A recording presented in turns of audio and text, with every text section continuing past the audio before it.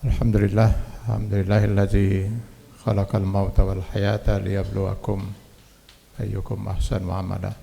Asyhadu an la ilaha illallah wahdahu la syarikalah wa asyhadu anna Muhammadan abduhu wa rasuluh. Allahumma shalli wa sallim ala rasulinal karim Muhammad sallallahu alaihi wasallam wa ala alihi wa ashabihi wa man tabi'ahu bi ihsanin ila yaumiddin, amma ba'du. Bapak-bapak dan ibu-ibu serta saudara-saudara jamaah salat zuhur rahimakumullah.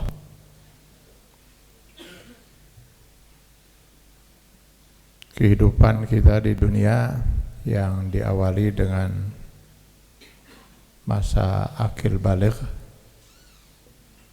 itu berakhir ujian hidup ini pada saat kita menghadapi sakratul maut.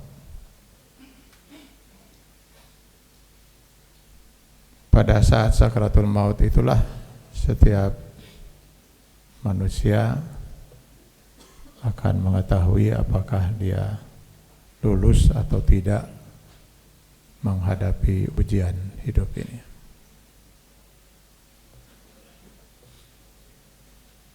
Saat sakratul maut adalah saat-saat detik-detik kematian. Saya sendiri nggak tahu persis ini detik atau menit, Pak. Karena kebetulan saya belum pengalaman dalam hal ini. Jadi saat-saat menjelang kematian, Pak. Saat itulah baru dibuka oleh Allah Subhanahu wa taala tabir alam gaib. Ini bisa kita baca di dalam Quran surat Qaf ayat 22. Laqad kunta fi ghaflatin min hadza fakashafna anka ghita'aka fabasaruka al-yawma hadid. Ayat ini sekaligus juga menjadi hujah kita untuk menyatakan bahwa sebelum saat sakratul maut tidak ada seorang manusia pun yang bisa mengetahui yang gaib, kecuali para rasul. Itu pun tidak selamanya, hanya di saat oleh Allah dibukakan pada mereka tabir alam gaib, dan sekaligus untuk meyakinkan manusia jika mereka itu benar-benar rasul. Ini bisa dibaca dalam surat Al-Jin ayat 25-26. Alimul ghaib fala yuzhiru ala ghaibihi ahadan illa man irtada min rasul. Jadi rasul pun tidak selamanya bisa melihat yang gaib. Jadi kalau kita manusia tidak ada yang bisa melihat yang gaib kecuali saat sakratul maut. Jadi kalau ada manusia mengklaim bahwa dirinya bisa melihat yang gaib, bisa melihat alam gaib, bisa melihat makhluk gaib, ditunggu saja, sebentar lagi mesti meninggal dia. Tapi kalau kita tunggu ternyata enggak meninggal juga, berarti dia bohong, Pak.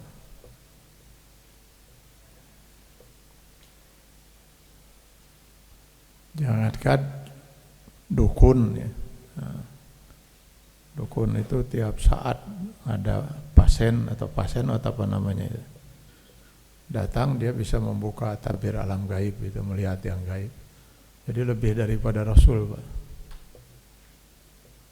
Itu pasti bohong, Pak. Jin adalah makhluk gaib. Karena itu tidak ada manusia biasa yang bisa melihat jin, Pak.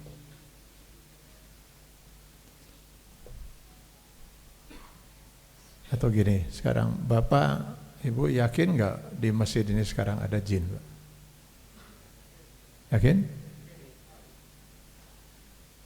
Ada berapa, Pak? Ya? Saya insya Allah tahu ada berapa ini jin yang hadir sekarang ini. Tinggal kita hitung saja berapa yang hadir, Pak. Kenapa? Kata Rasulullah SAW, masing-masing kita sejak kita dilahirkan oleh ibunda kita masing-masing, itu langsung Allah mengirim seorang jin, seekor jin, sejin. Alah, ini jin itu apa? Seekor atau seorang? Sejin, yang disebut jin korin, huwa wa qarinuhu. Itu. Jin ini jin kafir, Pak. Jadi memang dari awal kita lahir sudah ada pendamping yang siap menggoda kita manusia.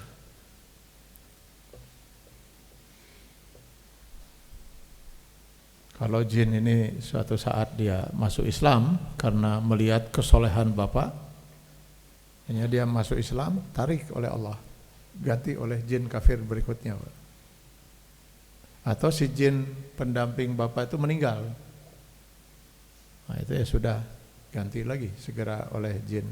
Jadi kita nggak pernah satu detik pun tanpa dia. Jadi minimal yang hadir sekarang sejumlah kita. Dia akan mengikuti kita kemanapun kita pergi, Pak.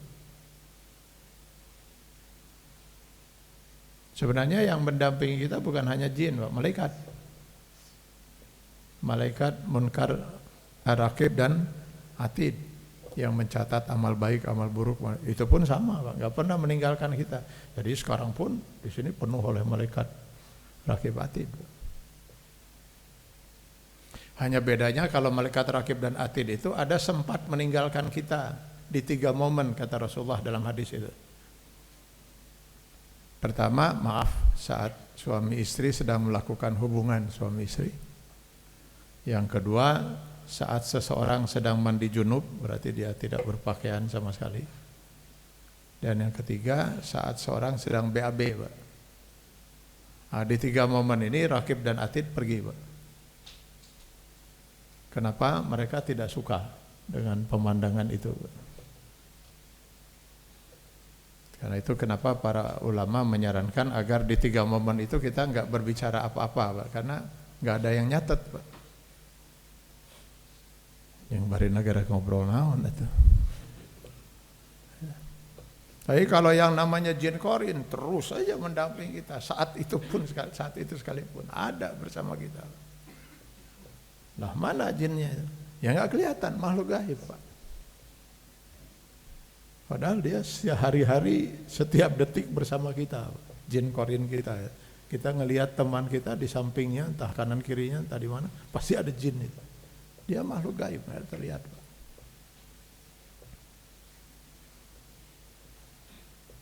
Kalaulah ada orang bisa melihat jin, saya juga pernah, Pak. Pernah sering dulu melihat jin itu. Itu ketika dia berwujud makhluk bumi, bukan wujud aslinya. Dia bisa berwujud manusia, bisa berwujud binatang. Ketika berwujud manusia, lalu kita menyebutnya hantu, genderuwo, kuntilanak, tuyul, ya terserah kita lah menyebutnya apa ya. Itu jin ketika dia berwujud. Binatang, saya pernah berkali melihat dalam bentuk ular, Pak, karena memang itu yang paling dia sukai, Pak, dalam wujud ular. Karenanya Rasulullah SAW pernah menyatakan, jika Anda melihat ular, maksudnya kalau kita melihat ular di tempat yang tidak lazim ada ular, Pak. Misalnya sekarang ini tiba-tiba lewat ular, Pak. Mungkin nggak itu ular, Pak? Ya mungkin sih, mungkin aja, Pak. Tapi kan kecil kemungkinan di tempat gini ada ular, Pak. Nah kalau kamu ragu, kata Rasulullah, bahwa kalau nanti kita pukul mati dia, Pak. Jadi malah kita nggak perlu takut kalau jin, kalau ular itu ular dalam bentuk ular jadi-jadian dari jin gitu. Dia nggak nggak bisa mencelakakan kita. Yang kita takut kalau itu ular betulan. Ya ada bisa, ada sebagainya. Kalau ular dalam jin dalam bentuk ular, dia nggak berdaya, lemah. Sama kalau dia berwujud manusia, kenapa dia tidak berani berwujud manusia, Pak? Silakan aja yang di samping saya sekarang berwujud, saya cekik, mati dia. Saya tusuk, mati. Saya bisa mencekik dia, dia sebaliknya tidak bisa mencekik saya. Oh, kalau jin bisa mencekik kita, habis kita Pak dicekikin jin, Pak. Kita lagi tidur terus dicekikin satu-satu kan habis. Nggak bisa, dia nggak berdaya, Pak. Lemah dia. Dalam bentuk binatang dia menyerupai harimau, nggak bisa menerkam kita, nggak bisa makan kita. Cuman bisa gitu aja jalan, nakut-nakutin kita. Maka kata Rasulullah, kalau Anda melihat ular dan Anda ragu, takut itu jin, nanti kalau kita pukul mati dia. Berarti matilah jin itu. Maka kalau kamu nggak ingin membunuhnya, kata Rasul, tanya dulu. Nanyanya gimana? Ya tanya aja, kamu jin bukan? Kalau dia menjawab, dek medu, saya mau orai, gitu. Ya berarti jin dia. Masa ada ular bisa menjawab? Biasanya kalau kita tanya, boro-boro menjawab, langsung hilang, Pak. Kita baru mau tanya aja udah hilang. Ya. Takut dia, Pak. Bukan hilang sebenarnya, dia masih tetap di depan kita. Cuman sudah berwujud lagi kepada wujud aslinya jin, nggak kelihatan.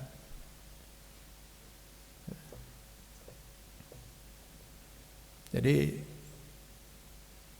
saya hanya ingin menyatakan bahwa bohong besar kalau ada manusia mengaku bisa melihat makhluk halus, makhluk jin dalam wujud aslinya. Bisa melihat alam gaib, wah bohong itu. Jadi aneh sekali kalau alam gaib masuk TV.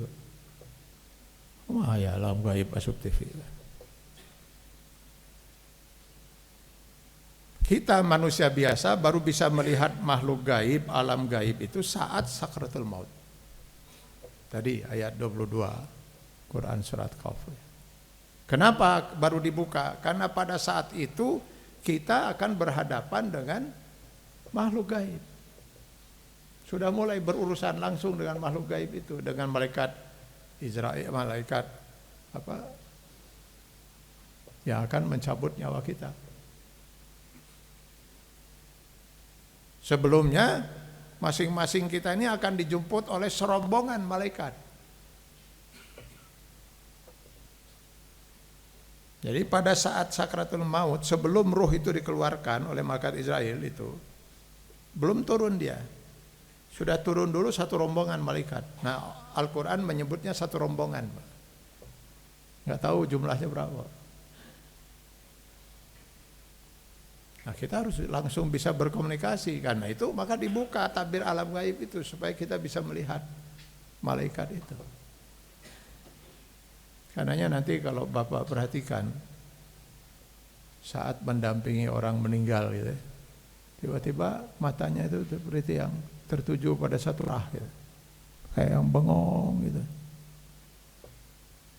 Dan dia sudah gak berada lagi bersama kita, Pak. Kita ngomong kemana, dia ngomong kemana. Tiba-tiba dia mengatakan, kau almarhum ayah saya seperti manggil-manggil saya. Kau almarhumah ibu saya, kau senyum pada saya. Kita malah yang jadi bingung. Dia melihat, mengatakan almarhumah manggil-manggil dia, sementara dia melihat jendela yang tertutup seperti itu. Almarhumah dari mana? Nah, dia sudah nembus, Pak. Sudah nembus. Sudah tidak ada lagi tabir alam gaib itu. Dia sudah bisa melihat itu semua.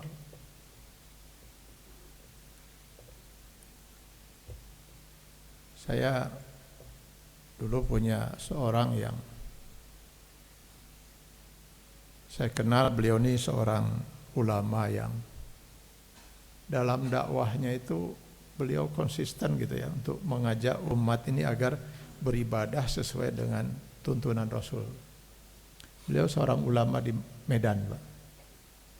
Namanya Kiai Haji Latif Rusti. Saya kenal beliau karena dulu kita sering ngisi ceramah sama-sama di PT Arun, Lok Sumawe, Aceh Utara. Nah, beliau tentu lebih sering ke sana. Karena dari Medan dekat gitu. Pesawat perusahaan itu hanya 35 menit kalau nggak salah. Salah satu kelebihan beliau itu. Beliau itu istiqomah betul mengajak umat ini untuk benar-benar sholat itu sesuai dengan sunnah Rasul gitu. Terutama sholat berjamaah. Karena kita lihat masih banyak orang yang Ya, melakukan sholat berjamaah itu tidak sesuai dengan sunnah Rasul gitu.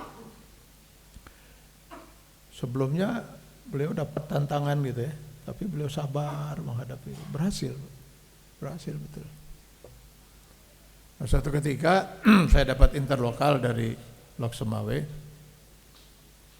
beliau meninggal dunia di Medan.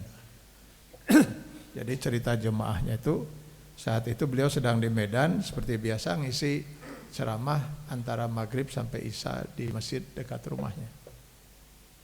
Sehat beliau. Ceramah baru kurang lebih 15 menit, beliau duduk di kursi, yang lain duduk di karpet.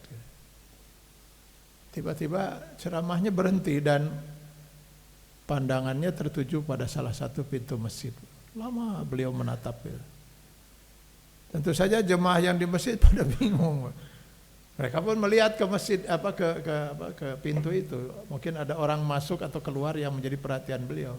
Yang enggak ada orang masuk, ada orang keluar dalam penglihatan para jemaah. Tiba-tiba beliau menyatakan, nampaknya ini pertemuan kita yang terakhir. Bahkan mungkin saya enggak akan sempat pulang ke rumah. Karena itu tolong nanti salah seorang di antara kalian menyampaikan pesan-pesan ini pada istri dan anak saya. Mohon ikhlaskan kepergian saya dan mohon maafkan kesalahan dan kekhilafan saya. Lalu beliau pun banyak berwasiat pada jemaah, di antaranya meminta agar pengajian itu tidak terhenti sepeninggal beliau dan sebagainya. Sampai akhirnya beliau menyatakan asyhadu an la ilaha illallah, asyhadu anna Muhammad Rasulullah. Meninggal di kursi itu. Jadi beliau sudah melihat itu rombongan malaikat, sudah datang ini. Nah, langsung beliau pamitan. Sementara semua yang hadir pada waktu itu nggak ada seorang pun yang menyaksikan. Kenapa? Ya memang alam gaib ini hanya dibuka untuk calon almarhum.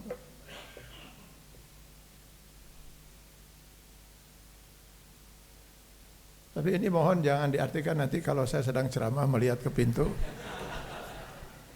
Si hatian geus terek, ningali pantau. Ya, soalnya ini pintu semua, Pak. Nah, ini soal apakah seseorang itu bisa menangkap ini, memang kebanyakan banyaknya orang udah nggak nyambung lagi, Pak, nggak bisa lagi komunikasi gitu. Nah, ini tergantung pada kekuatan sinyal, Pak. Kalau di HP itu Cina mungkin ya. Nah, sinyalnya itu adalah kesolehan seseorang. Semakin soleh seseorang, semakin dia kuat menangkap sinyal-sinyal itu. Bukan hanya saat sakaratul maut, tanda-tanda kematian pun dia sudah mulai merasakan itu. Sebab kalau kita lihat di ayat 180 Al-Baqarah, sebelum turun ayat-ayat waris, Allah Subhanahu wa taala menyatakan, "Iza hadara ahadakumul maut in taraka khairanil wasiyata lil walidaini wal aqrabin." Apabila seseorang di antara kalian menjelang akan meninggal, hendaklah dia menulis wasiat untuk orang tua dan saudara-saudara kandungnya. Ini ayat ini sudah mansukh secara hukum. Dengan turunnya ayat waris, tidak boleh lagi kita melaksanakan ini. Karena orang tua dan saudara kandung itu sudah ditetapkan menjadi ahli waris, dan Rasul mengatakan la wasiyata li waris, tidak boleh wasiat kepada ahli waris. Kecuali kata para ulama dengan seizin ahli waris yang lain. Jadi ini sudah tidak berlaku lagi hukumnya ini. Nah, karena setelah turunnya ayat waris terutama di ayat 11-12 An-Nisa. Tetapi yang menjadi masalah kita yang sedang kita bahas ini, artinya Allah menyatakan bahwa seseorang itu pasti akan merasa bahwa dia sudah mendekati ajal. Sebab kalau tidak, bagaimana dia akan melaksanakan perintah Allah itu? Hendaklah menulis wasiat jika seorang sudah mendekati ajalnya. Gak mungkin dia bisa melaksanakan itu kalau tidak ada tanda-tanda dulu kan itu. Maka konon katanya ada yang sampai 40 hari dalam hadis itu. 40 hari sebelum meninggal itu dia sudah mulai merasa, dia sudah yakin sudah dekat, tapi dia gak bisa meyakinkan orang lain. Oh, sudah sibuk membuat wasiat dan sebagainya.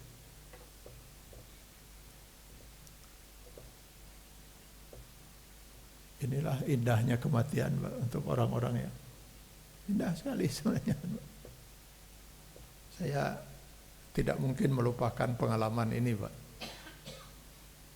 Dulu tahun, kalau nggak salah 73, Pak.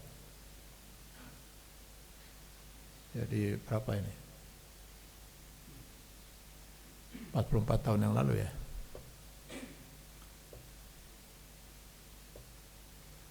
Ada seorang ibu janda, teman almarhumah ibu saya. Tinggal di jalan,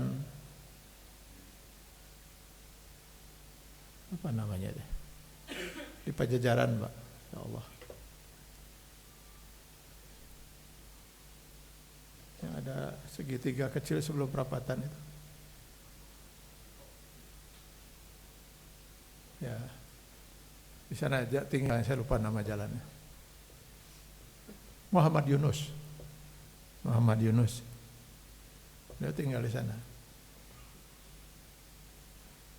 Suatu ketika, begitu ceritanya, selesai sholat subuh, dia panggil cucunya, namanya Ibrahim. Usia si cucunya ini 2 tahun di atas saya, Pak. Ibrahim, kata neneknya nih, sang ibu ini, segera hubungi semua anak-anak, segera kumpul di Bandung. Anak-anaknya ada yang di Cirebon, ada yang di Jakarta. Sibuklah si cucunya ini menghubungi. Tapi alhamdulillah semua berhasil dihubungi. Sampai-sampai ibu saya yang sebenarnya hanya sahabat dekatnya itu sempat dihubungi oleh Ibrahim. Umi katanya, dia bilang panggil, nenek mengharap kalau Umi bisa hadir. Diharapkan sekarang. Nah kebetulan di rumah itu nggak ada siapa-siapa. Ayah saya belum pulang. Ibu pun sudah merasa ini mesti ada sesuatu ini. Maka diajaklah saya. Jadi ketika kita datang itu selesai asar, Pak. Kita baru datang itu. Penuh rumah itu, Pak. Ya semua sudah kumpul anak-anak itu. Tetangga sudah penuh kumpul. Penuh rumah itu. Dia terus saja sedang nyeramahin anaknya satu-satu, Pak. Dia ceramahin, nasihatin anak yang pertama, kamu nih harus gini, coba ini, coba itu, terus anak yang kedua, terus begitu. Sampai setelah itu dia bertanya pada anak-anaknya, sudah jelas semuanya? Jelas, Umi. Gak ada yang mau kalian tanyakan lagi? Tidak ada, Umi. Kalau nggak ada, saya katanya mau bicara dengan ini tetangga-tetangga yang sudah hadir dan para sahabat saya. Dia disebutin satu-satu itu. Subhanallah, Pak. Yang terlihat oleh dia. Maafkan saya, katanya. Mungkin selama bergaul kita ada di mana dan seterusnya. Ngobrol lagi, dia cerita lagi. Terus saja seperti berceramah aja, nasihatin ini harus gitu. Menjelang maghrib, dia tanya lagi anaknya. Ini sudah mau maghrib, katanya. Saya mau sholat, tapi saya udah nggak kuat lagi, kata berjalan. Tadinya sehat, Pak. Karena itu kata dia, saya mau baring di tempat tidur. Ibrahim, tolong ambilkan air untuk saya berwudu. Diambilkan air. Nah, dia berwudu. Siapa tahu sebelum sholat kita nggak ketemu lagi, katanya. Ada yang kalian mau tanyakan kepada anak-anaknya? Udah jelas semua, Umi sudah sangat jelas. Ya syukurlah. Kalau gitu saya mau sholat. Sholat dia sambil baring, Pak. Udah lemah badannya. Nah kita yang hadir semua belum ada yang sholat, Pak. Tegang gitu kayaknya. Kebetulan di awal waktu ini apa ujungnya ini gitu. Tamat, Pak, 3 rakaat itu. Selesai, assalamualaikum warahmatullahi wabarakatuh. Assalamualaikum warahmatullahi wabarakatuh. Lalu dia lihat ke sekeliling. Asyhadu an la ilaha illallah, asyhadu anna Muhammadar Rasulullah. Meninggal. Gak mungkin saya lupakan itu pengalaman menyaksikan itu. Indah, Pak, kematiannya.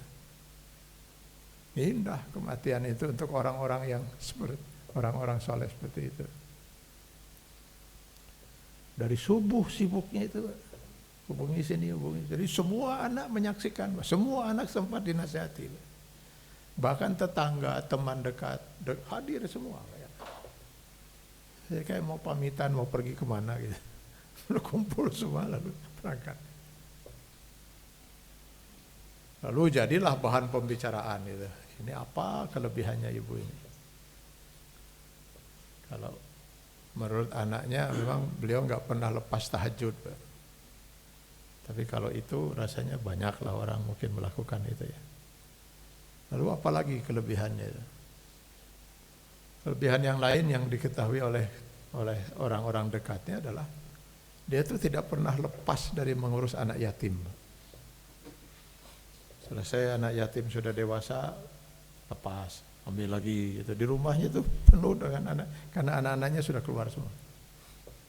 Karena itu salah satu wasiat beliau itu pada anaknya, sepeninggal beliau itu hartanya itu 1/3 untuk melanjutkan ngurus anak yatim. Yang 2/3 itu yang jadi harta waris. Dan yang lain kelebihan yang diketahui oleh menurut almarhumah ibu saya, beliau ini memang nggak pernah menyakiti hati orang. Tutur bahasanya segala macamnya itu nggak pernah menyakiti perasaan orang lain. Nggak pernah ada orang mengeluh gitu, saya kurang sakit hati oleh kan.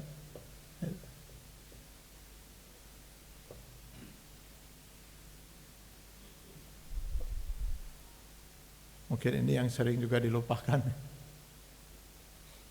Di dalam hadis riwayat Ahmad bin Hambal, di zaman Rasul ada seorang wanita dikenal banyak sholatnya, banyak sedekahnya, banyak saumnya, sampai Aisyah istri Rasul menduga beliau ahli surga. Ternyata kata Rasul dia ahli neraka. Dan ketika ditanyakan kenapa, dia suka menyakiti hati tetangganya karena lidahnya itu.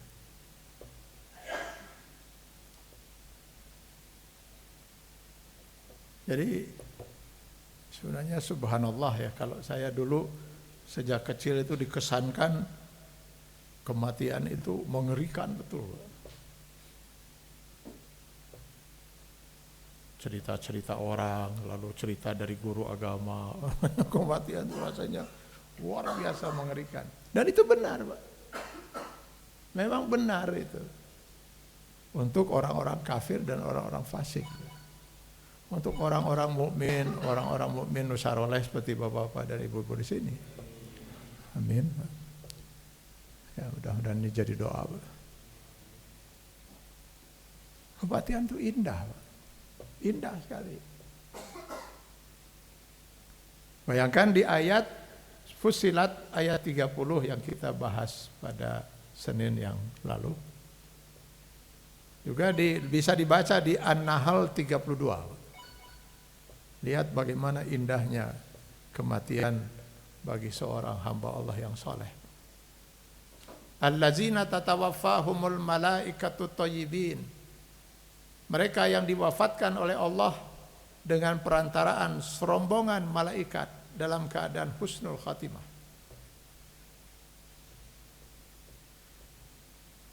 Rombongan malaikat itu datang dan langsung menyapa si calon almarhum dengan ucapan salamun alaikum, selamat atasmu.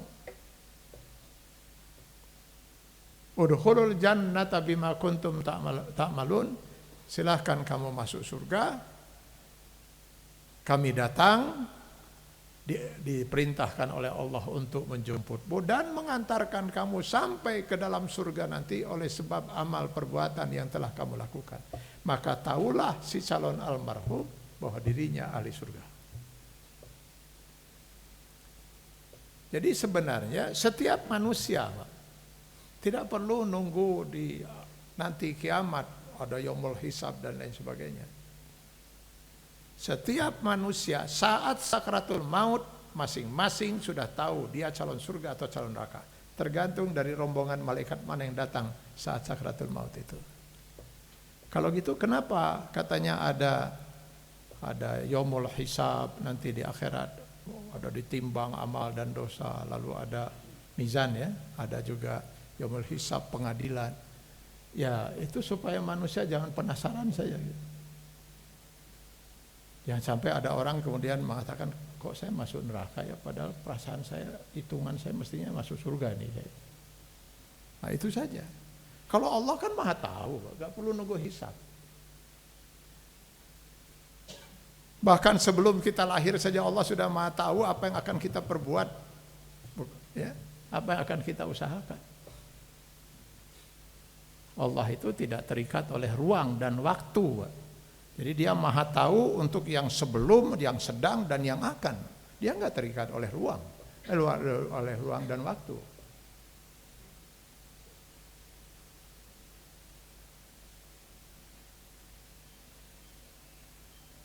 Saya kalau baca Quran surat An-Nahl ayat 32 ini kadang-kadang, ya Allah. Ini nggak tahu ya, mungkin karena saya ini belum berhasil menjadi orang soleh mungkin gitu ya. Nah, kadang saya suka berpikir gini Pak, entah Bapak sempat terpikir juga seperti saya atau tidak gitu ya. Saya kadang-kadang suka berpikir gini Pak, andai kata saya besok meninggal atau nanti sore gitu. Ya Allah, saya ini selamat apa enggak? Ini rombongan malaikat mana yang bakal menjemput ini?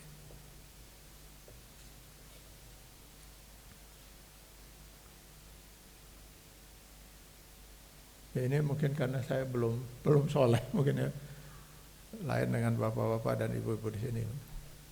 Kelihatannya bapak sudah siap betul Pak. Nah, saya aduh. Makanya saya kalau baca An-Nahl 32, ya Allah, andai kata gitu, izinkan Allah saya bisa meninggal dengan cara seperti itu gitu. Dan andai kata menurut Allah ya nggak bisa kecuali kalau kamu mau sekarang. Silakan Allah. Silakan detik ini juga.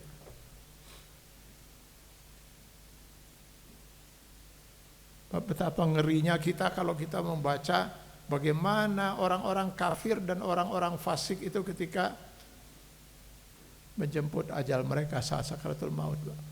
Bisa dibaca dalam Al-Anfal 50, Al-An'am 96. Yang datang bukan rombongan malaikat yang seperti tadi, yang datang rombongan malaikat tidak ada ucapan apa-apa.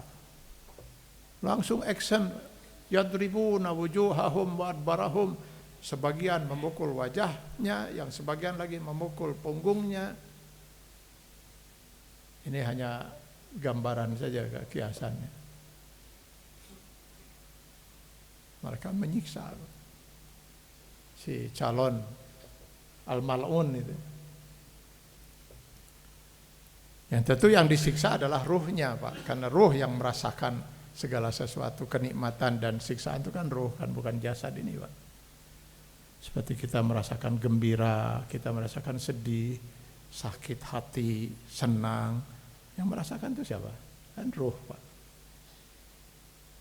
Maka yang disiksa itu adalah ruh Pak.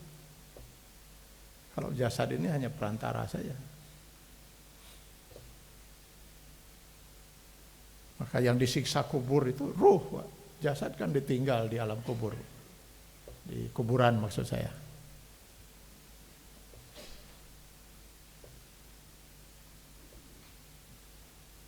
Tidak ada kata Rasulullah manusia yang tahan dengan siksaan itu.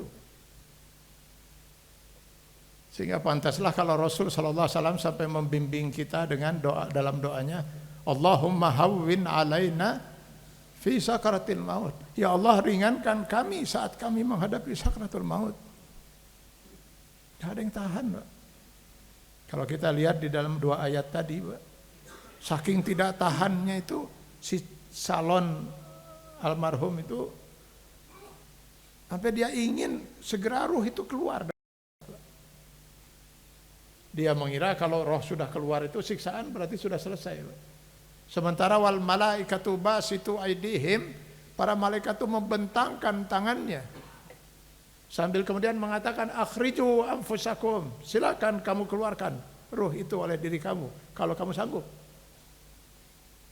Dia ingin segera ruh keluar, silakan keluarkan kata malaikat. Tidak ada yang bisa mengeluarkan ruh dari jasad, Pak. Kecuali Allah. Makanya kenapa dalam Al-Quran dipergunakan kata yuhyi wa yumit. Allah yang maha menghidupkan dan maha mematikan. Ketika Nabi Ibrahim alaihissalam berdebat dengan Raja Namrud, lalu kata Namrud, saya juga menghidupkan dan mematikan. Lalu dia suruh pengawalnya itu untuk membawa dua rakyatnya, yang satu disuruh dibunuh dan lalu mati, yang satu lagi dibebaskan. Nah itu katanya saya juga maha kuasa untuk menghidupkan dan mematikan. Nah kan ini konyol, Pak. Menghidupkan itu berarti dari tidak hidup menjadi hidup. Mematikan itu lain dengan membunuh. Kita bisa membunuh orang, bisa juga membunuh diri kita sendiri, tapi belum tentu mati, Pak. Kalau mati itu tanpa harus merusak jasad, Pak. Kalau membunuh itu kita rusak jasadnya. Jasad seorang ditusuk, ditembak misalnya gitu. Tapi belum tentu mati. Yang maha kuasa mematikan itu hanya Allah. Maka silakan kata malaikat, keluarkan roh kamu. Enggak ada yang kuasa mengeluarkan roh itu kecuali Allah dan malaikat yang memang ditugaskan, diberi kuasa oleh Allah. Yaitu malaikat Israel. Malaikat Israelnya sendiri belum turun.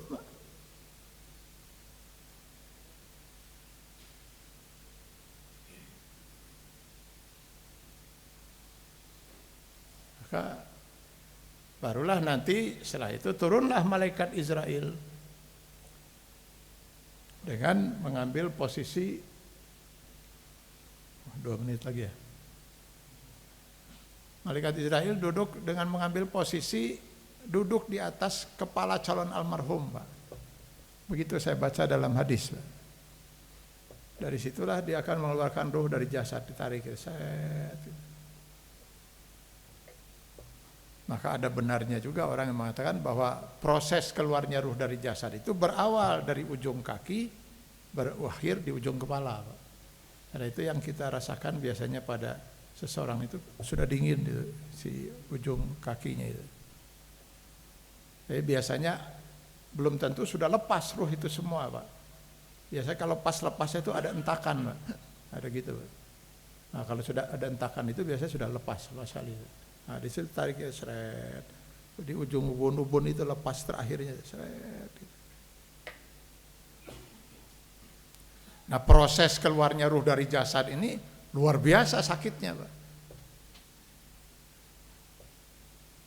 Saya sendiri belum merasakan, Pak. Menurut riwayat hadis dari Nabi yang pernah dulu merasakan itu, itu katanya ada yang menggambarkannya seperti wah pokoknya sakit lah gitulah gambarannya itu, semuanya gambarnya luar biasa sakitnya itu. Nah, tertahan. Nah semua merasakan kalau itu, Pak. Sakitnya keluarnya ruh dari jasad itu semua merasakan. Yang membedakan itu hanya waktu, Pak. Kalau orang-orang soleh itu ya saking cepatnya itu proses itu, set, mungkin hanya sepersekian detik sakit itu nggak sempat terasa gitu. Saking cepatnya itu keluar itu, set, gitu. Nah, yang repot tuh ya orang-orang kafir ya itu ya, mungkin begitu dikeluarkan roh itu baru setengahnya masukin lagi gitu. Tarik dari ayun-ayun gitu, yun gitu ya. Sehingga ada yang